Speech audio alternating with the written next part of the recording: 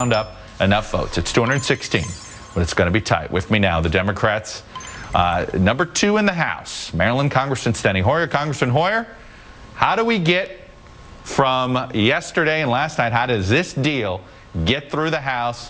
What's the coalition of Democrats and Republicans going to look like when the 216 happens, and will it happen?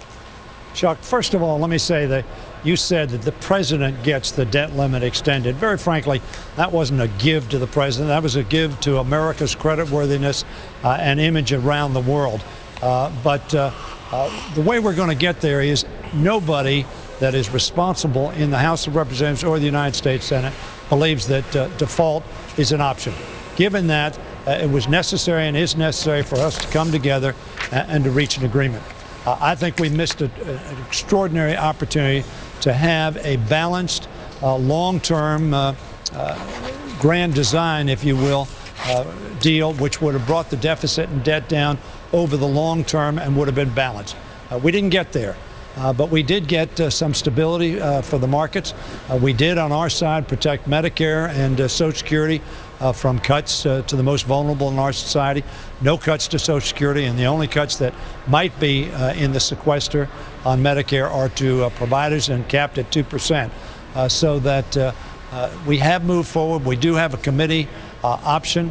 Whether or not that committee will be able to work in a positive fashion, I think is doubtful. But what we're going to do is we're going to have a caucus at 12 o'clock to meet with our members to get their views. All of them believe that default is not an option. They're disappointed that this deal wasn't as best as they'd hoped it would be, and we'll see how they react.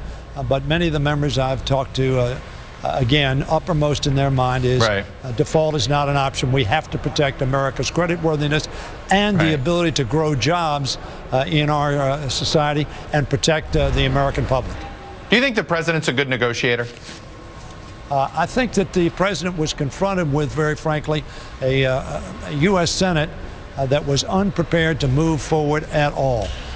Senator McConnell made it very clear that he was going to lock up his people, and did successfully lock up his people, right up until the 11th hour when default was staring us in the eye.